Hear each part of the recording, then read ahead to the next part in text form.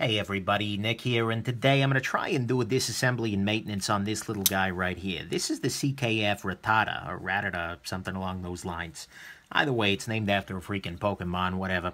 And yeah, this is going to be a little bit strange, because the hardware are a little bit strange here.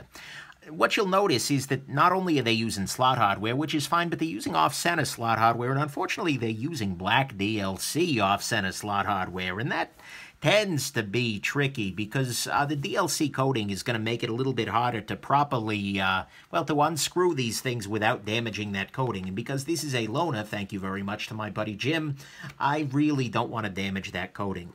So here's what I'm going to do. I'm going to start off by trying to use this. This is a Pampered Chef dish scraper, but it is a piece of rigid plastic. And I'm going to see if I can use this. Okay, good. So I was able to pop the pivot loose with this little guy. That's great. I'm going to see if I can do this little guy down here as well. The reason I'm using this is because it is entirely non-marking. There is nothing that this little piece of plastic can do to DLC to injure it. Unfortunately, this side doesn't appear to be popping loose. So my next step is going to be to try and use a cushion, if you will. So I'm going to use this little piece of cloth here.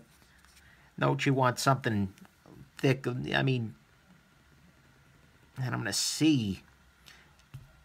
Did that pop loose? It did. Hey, beautiful. And we can see here that the screw is completely unmarked, which is another, way to cheat that. You can also use a plastic sandwich baggie, whatever you'd like there, but it'll help you to remove that, and then you can get in there with your fingernail and do the rest. And so now we have managed to unscrew both of these screws without damaging that DLC coating. Coated hardware is fine, I guess, painted hardware, but especially when it's slot drive and when it's an off-center slot, I don't know. It's not proprietary, but it's not great hardware either. It's not something that's a joy to work with. But hey, all's well that ends well, and this appears to be ending pretty well. That's popped loose here. Let's just pop this the rest of the way loose. Let's use my thumbnail here. There we go. Hey, we're good. All right, next step is not much. Just pop it loose.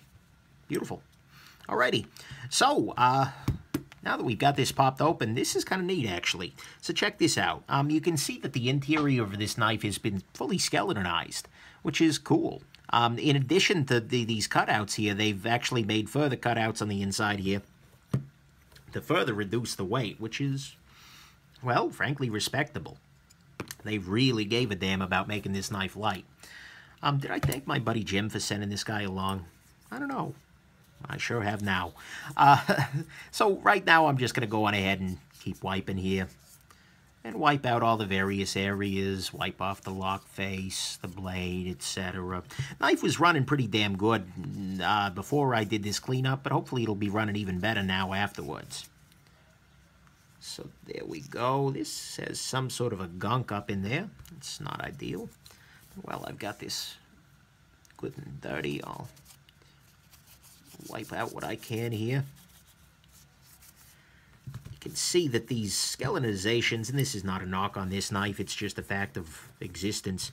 These skeletonizations do tend to pick up pocket lint, but you know what? A little bit of pocket lint in your skeletonization puts air on your chest or something. That's probably not true. That's not a medical claim. Yeah, I'll stick to the other flavors of knife doctoring instead.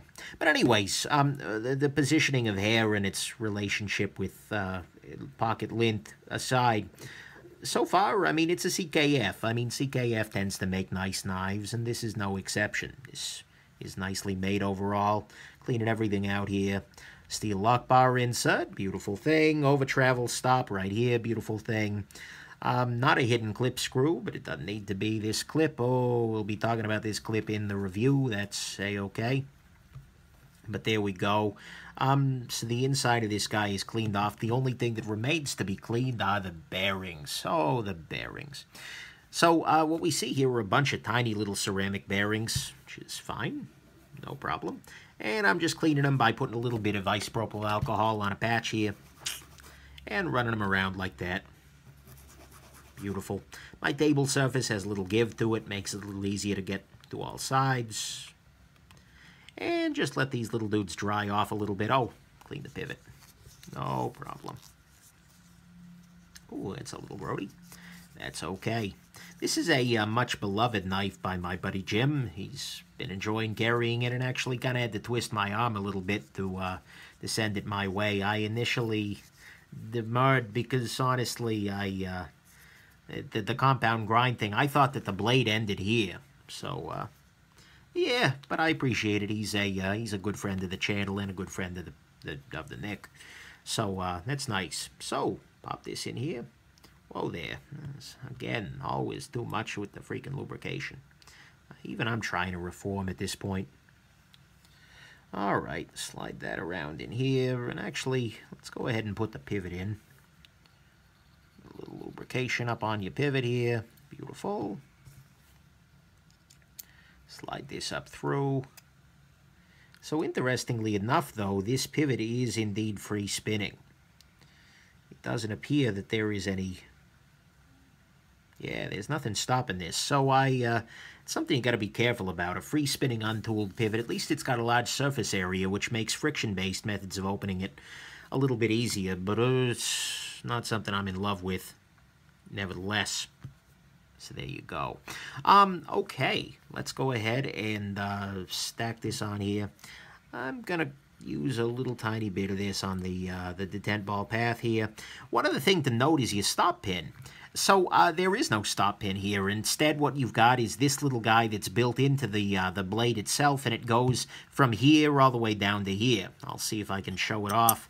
You can see that on the top end of its range, it hits in this little place, and on the bottom end, it hits down here, which is actually a pretty graceful approach to things. All things considered, no complaints there, although why would there be complaints there? I'm going to pop this little guy, other end of this Chicago screw on in through there, which is nice. I'm going to drop this other bearing on here. There we go, little tiny bit of lube. I'm attempting reform, guys. I'm attempting. I've been going to over-lubricate anonymous meetings. Problem is, with my voice, not that anonymous. Shame.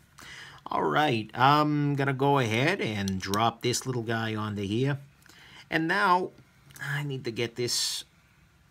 Actually, I may have to pop this back spacer, this back bit on first. So let's do that. There we go, that's in. Now this needs to go here, and the way I did that is by disengaging the lock bar, and unfortunately now the whole thing is under spring tension, ready to strike at a moment's freaking notice. Did that thing fall out? Yeah, it did. That's nice. Just nice. There we are. Okay, you know what? Screw it. I'm going to try this in a two-phase process. Step one is going to be to put in this little guy right here. And I'm going to just try and screw in, at least partially, this back area here. Yeah. There we go. Okay, where's my Loctite? I'll use a little Loctite here. Not too much, given the crappy screws, but, you know, something. There we go. Drop this screw in here. Could probably take the blade out at this point, but whatever. I'm going to start off just by trying to get it hand tightened into there. That way it's not falling off, and it'll keep that screw, or it'll keep the Chicago screw in there. There we go. All right. So that's a start. Now what I'm going to do is sort of reassemble some things. Try and get things in a better position. And I will go back to using my little trick here and tighten this down a little bit more. Asymmetrical fasteners are always weird. Is it just spinning freely? It may well be. Yeah. Oh, what joy. There we go. Okay, so I'm not completely tightening that down, but I am doing, you know, giving it a little bit of a love there. I'm going to press the lock bar in, push the spacer in there. Oh, crap, I should Loctite this. If I had any pride, I would do this process twice. so that the first time I do it, it wasn't on camera. But alas, you know, that way I know exactly what mistakes I'm about to make and then don't make them. So I look like a freaking wizard or something, but alas, I am not a brilliant man. Okay, so this is not nearly tightened down enough. First, I'm going to do the back side here. The way I can tell that is that the centering is off. Okay, so that's tight. That's good. Now this guy over here needs to be locked down a little bit better, and I'm going to do that again using this big chunk of plastic here. That's pretty tightish. Oh wow, action's better. No blade play. That's good. The centering is slightly off though. That's disappointing. Here, let me go ahead and release this little guy back here. Maybe that'll help. No? Interesting.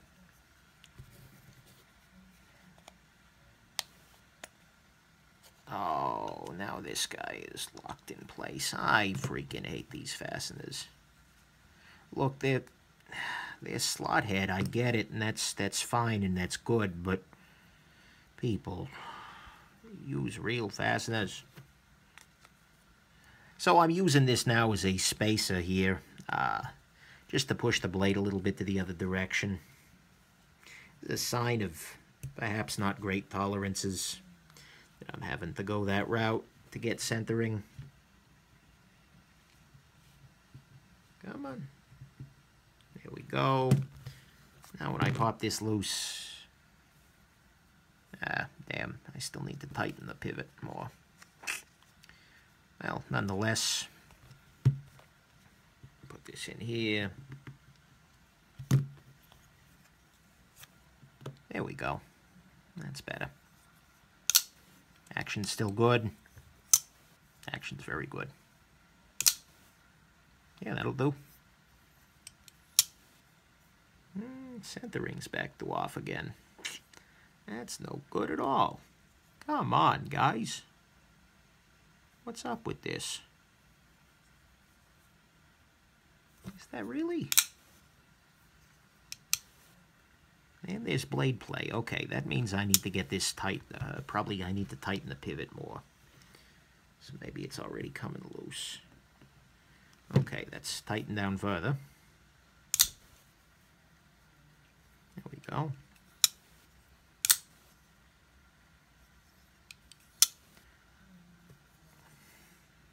The centering wasn't perfect out of the box, but come on, well, not out of the box, but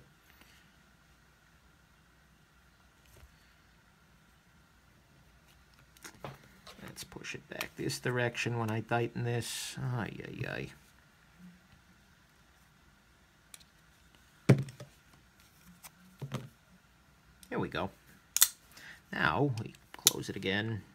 It's creeping back a little bit to one side, but centering is now good enough that I don't care. So there we go. Blade play, the dimension, the action is now frankly way better than it was, which is great. And yeah, we're good to go. Alrighty, hope this has been interesting. Have yourselves an absolutely wonderful rest of your day. Bye now.